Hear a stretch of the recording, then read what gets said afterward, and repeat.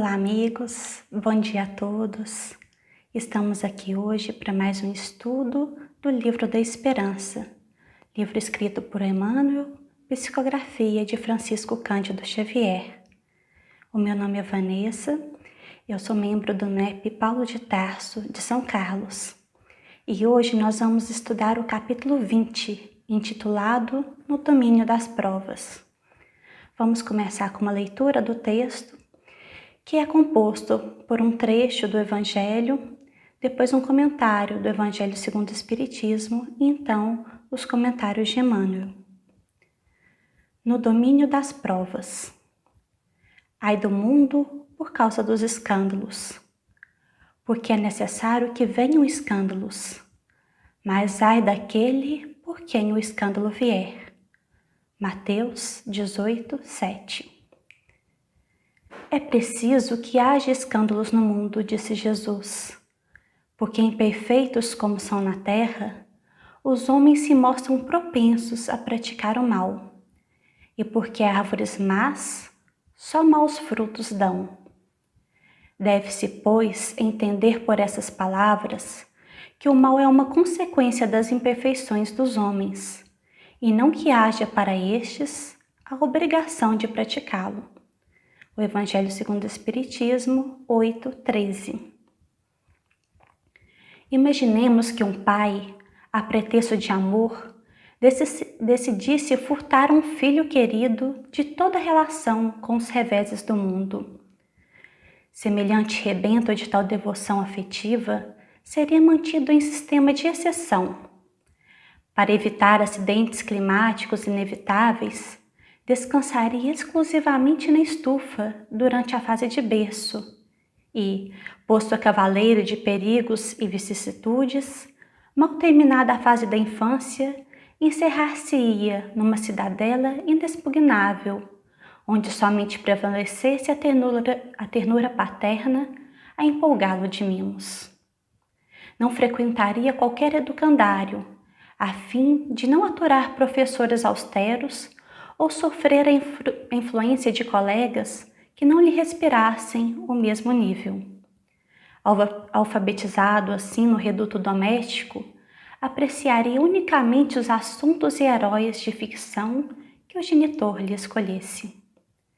Isolar-se-ia de todo o contato humano para não arrostar problemas e desconheceria todo o noticiário ambiente para não recolher informações que lhe desfigurassem a suavidade interior.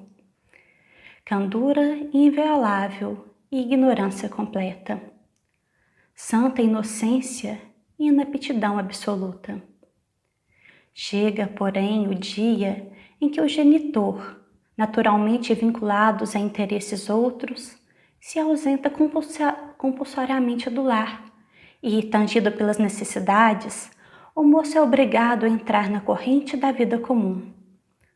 Homem feito, sofre o conflito da readaptação, que lhe rasga a carne e a alma, para que se lhe recupere o tempo perdido, e o filho acaba enxergando insânia e crueldade, onde o pai supunha cultivar preservação e carinho.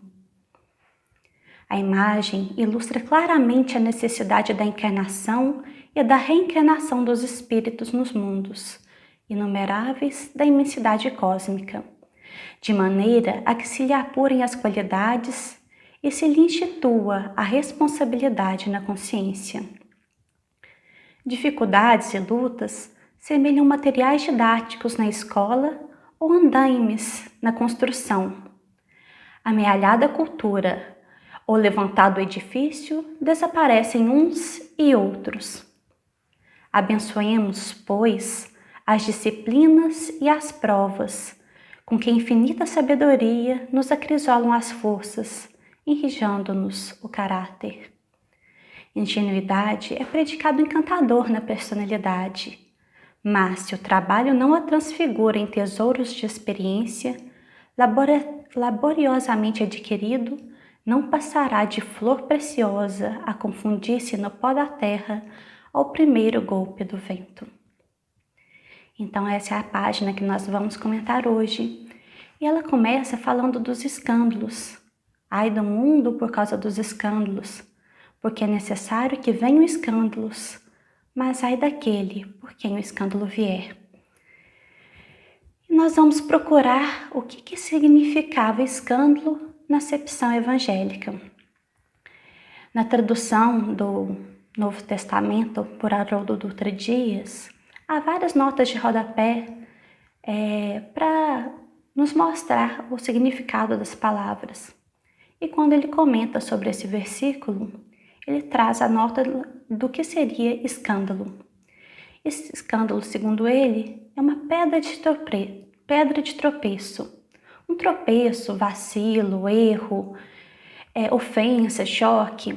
Ele fala que o substantivo escândalo, que vem do grego, significa armadilhas de molas ou qualquer obstáculo que faça alguém tropeçar.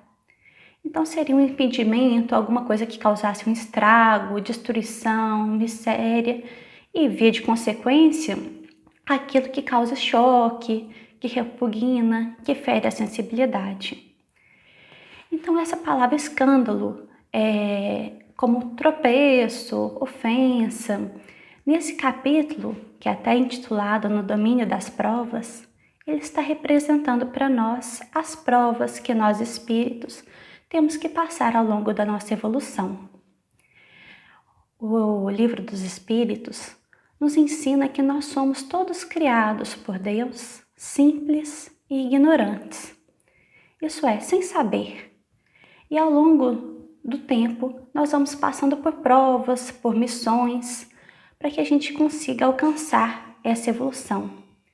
Esse é o objetivo das encarnações e das reencarnações sucessivas pelas quais passamos, porque ao longo delas vamos encontrando vários desafios, várias provas, e essas provas nos levam à evolução. Nós podemos encará-las de uma maneira boa e aproveitá-las para a nossa evolução. Nós podemos apenas suportá-las murmurando e nos entregarmos às paixões, deixar que as paixões nos dominem e assim prevalecer mais tempo no erro, no mal. Podemos, o que acontece com a maioria de nós, espíritos, é aproveitar algumas, nos determos em outras e assim ir seguindo caminhos tortuosos rumo à nossa evolução. O que acontece é que todos nós, um dia, chegaremos ao ponto de espíritos puros, espíritos perfeitos. Só que quanto mais nós nos detemos no erro e deixamos claro, o Livro dos Espíritos deixa claro que o mal não é um caminho necessário. A gente passa pela ignorância, mas não necessariamente pelo mal, embora a maioria de nós passe sim por ele. Embora nós passemos por ele, um dia todos nós chegaremos à perfeição. Só que quanto mais nos detemos no mal, mais sofreremos, tanto pelas provas quanto pelas nossas próprias imperfeições. E mais longas nos serão as eternidades, é a expressão que os espíritos usam para falar para Kardec. Porque essa eternidade é a sensação que nós temos quando estamos num sofrimento, né? Então, cada um vai encarando essas provas de uma maneira diferente e passando por várias vicissitudes, tanto para evoluirmos quanto para suportarmos a parte que nos toca na obra da criação. Para isso, nós temos o nosso livre-arbítrio, a liberdade de escolha, que consiste tanto em escolhermos como agiremos diante de uma determinada prova, de uma determinada situação, quanto em escolhermos as provas pelas quais passaremos durante uma encarnação. Claro que no começo, enquanto simples e ignorantes, ainda não temos tanto livre-arbítrio, ainda não temos tanta consciência para escolhermos essas nossas provas. Então Deus traça os caminhos para nós.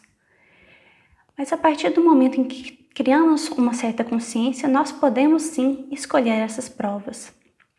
E provas não significam só situações dolorosas. Muitas vezes, uma situação de abundância é uma prova tão difícil quanto uma de penúria, às vezes até mais difícil, porque nos deixa mais propensos a nos entregarmos às paixões. Então, a escolha das provas é feita por nós, claro, com a assistência da espiritualidade superior, de forma que nós consigamos trabalhar aquilo que mais é necessário a nós, aquelas tendências que nos são mais importantes trabalhar no momento.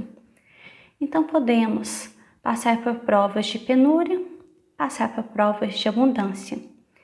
É claro que quando nós estamos na erraticidade, nós temos uma visão mais abrangente da vida do que essa que nós temos agora. Porque nós vemos que a nossa encarnação é simplesmente um momento na eternidade e que vale muito a pena um esforço de um momento para a gente chegar à felicidade final, à felicidade eterna que nós teremos quando formos espíritos puros. Então, isso não significa que vamos escolher provas fáceis, porque provas fáceis às vezes não vão nos trazer méritos. O Kardec até pergunta por que um espírito escolheria nascer entre gente de má vida. E os espíritos respondem que dependendo daquilo que ele precisa de trabalhar, por exemplo, uma pessoa que precisa de trabalhar uma tendência que tem de furtar. Se nascer entre pessoas que não têm nenhuma tendência dessa, talvez essa tendência desse espírito não seja tão trabalhada, tão testada. Mas se ele nascer no meio de roubo, ele vai ter mais probabilidade de trabalhar aquela tendência dele. Mas aí nós pensamos, será que seria necessário ter pessoas desse tipo? Seria ruim que não tivesse ninguém que tivesse tendência ao furto? Não, essa é a tendência dos mundos felizes. E quando atingirmos o nível de estarmos lá, lá estaremos.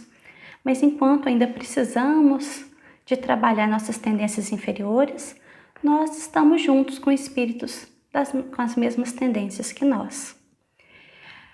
Mas vamos supor uma pessoa que queria ter uma prova de uma desencarnação precoce. Vamos supor que numa encarnação anterior, ela foi e, dentre vários males que fez, tirou a vida de algumas pessoas precocemente. E ela quer, para sentir o que é aquela situação, passar por essa experiência. Precisaria de ter algum assassino que lhe tirasse a vida?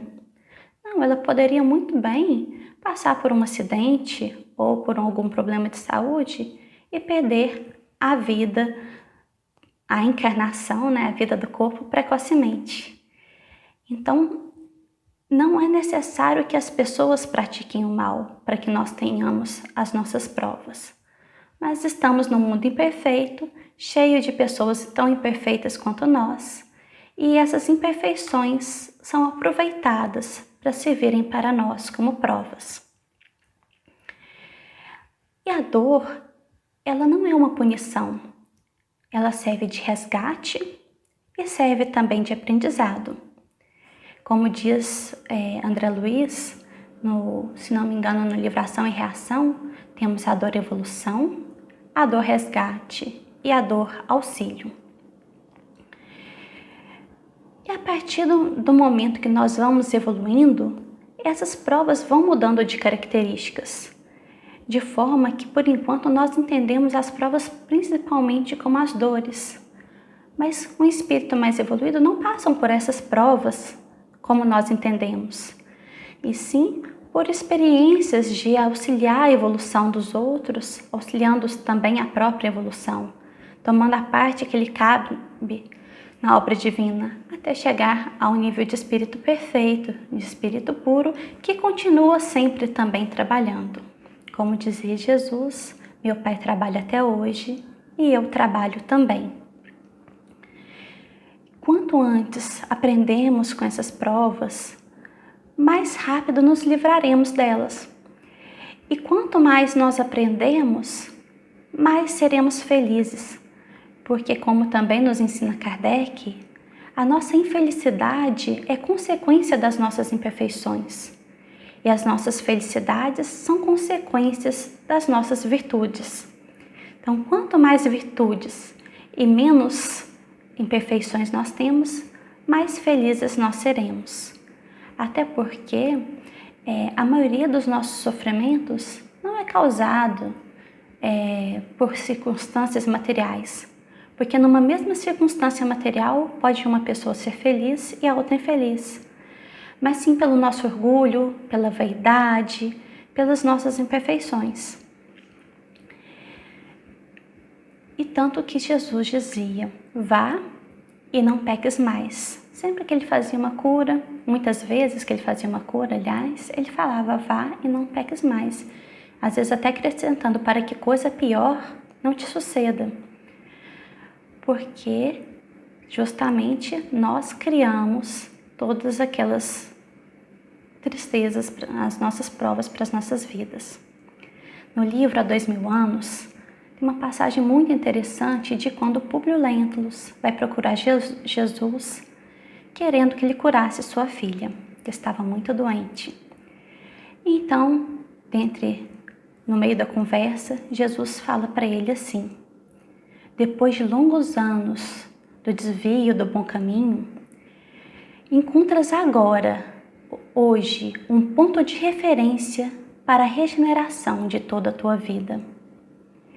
Está, porém, no teu querer, aproveitá-lo agora ou daqui a alguns milênios.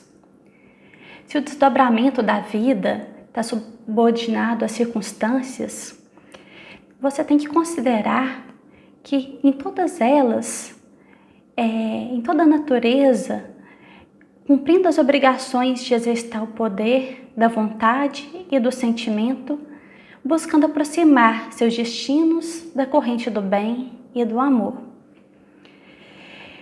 E complementa, soa para o teu espírito agora um minuto glorioso, se conseguires usar a tua liberdade para que faça doravante do teu coração um cântico de amor, de humildade e de fé. Mas se quiseres desprezar indefinidamente um minuto ditoso, ninguém poderá atentar contra a tua própria consciência. Me desculpem misturar as minhas falas com as falas de Jesus, mas nós, quando conhecemos a mensagem do Cristo, não necessariamente como cristãos, porque o Cristo teve vários emissários no mundo todo, mas quando conhecemos essa mensagem, soa para nós um minuto glorioso, um ponto de referência para a nossa regeneração, porque esse ensino é o caminho, a verdade e a vida, o caminho para o Pai. E a partir de então, nós podemos aproveitá-lo ou ir gastando milênios para que possamos aproveitá-lo, porque cada prova a partir de então é um minuto glorioso que podemos aproveitar ou deixar que sigamos seguindo nossas paixões e sofrendo até que possamos realmente aproveitar o nosso ponto de referência. E depois Públio teve um sonho, já que ele optou por não aproveitar aquele minuto glorioso. Então ele se viu em um tribunal e no tribunal ele estava sendo julgado. E falaram para ele, por que desprezaste o minuto glorioso? E estiveste hoje entre dois caminhos, o do servo do Cristo e o servo do mundo. O primeiro te conduziria a um jugo suave e um fardo leve. Mas escolheste o segundo, e agora prepara-te, porque serão grandes as lutas, serão grandes os sofrimentos. Fortalece-te para trilhá-lo. E é essa escolha que nós somos submetidos todos os dias, tantos momentos, tanto que dizia Jesus, olha, ora, vigia, para que não deixemos passar as oportunidades que nos aparecem. Cada oportunidade é única. A justiça divina, ela não é punitiva, ela é educativa. Essas provas visam nosso crescimento e não nossa punição. Tanto que o Cristo dizia, o amor cobre a multidão de pecados. Então, no livro Boa Nova, no capítulo intitulado Pecado e Punição, quando Jesus pergunta naquela condenação da mulher pecadora, pergunta não, diz aquele que estivesse em pecado que atire a primeira pedra, e no final ele também não condena a mulher. João lhe pergunta por que ele não a condenou, já que a lei mandava que condenasse. E Jesus lhe explica que a gente não podia julgar aquela mulher sem conhecer todas as circunstâncias que a levaram àquele momento. E João fala, mas a lei manda que se puna esse pecado. E Jesus então responde assim: Deus, porém, é Pai de infinita bondade, que aguarda os filhos pródigos em sua casa. Poder-se-ia desejar que a pecadora humilde tivesse um tormento maior do que aquele que ela se impôs por tempo indeterminado? E explica que cada um traz em si uma fagulha sagrada do Criador e que cabe a gente fazê-la brilhar ou escondê-la em muros que mais tarde ruirão. E nesse mesmo capítulo, depois mostra quando Jesus curava aleijados, paralíticos, cegos, que Tiago lhe perguntou: Mestre, sendo Deus tão bom e misericordioso, por que pune seus filhos com moléstias tão horríveis? Ao que ele responde: Acreditas, Tiago, que Deus desça da sua sabedoria e amor para punir seus próprios filhos? O Pai tem planos para cada um de nós em relação à criação inteira, e cabe à criatura a sua parte na edificação. Quando a gente abandona o trabalho divino e vive ao sabor dos próprios caprichos, nós criamos uma situação correspondente pela qual teremos que trabalhar para nos reintegrarmos aos planos divinos. E quando acharmos que as provas estão duras, lembremos então do convite do Cristo: Vinde a mim, todos vós que estáis aflitos e sobrecarregados, que eu vos aliviarei. Tomai sobre vós o meu jugo e aprendei de mim, que sou manso e humilde de coração, e achareis repouso para vossas almas, porque o meu jugo é leve, o meu jugo é suave e o meu fardo é leve. Então lembremos sempre de seguir o Cristo, o caminho certo, porque o jugo, que é o jugo do amor, nos leva à felicidade. E o fardo com Cristo é sempre mais leve. Que o Cristo nos abençoe a todos nós, que possamos aproveitar os nossos minutos gloriosos, valendo-nos desses ensinamentos como ponto de referência para toda a nossa vida. Um grande abraço.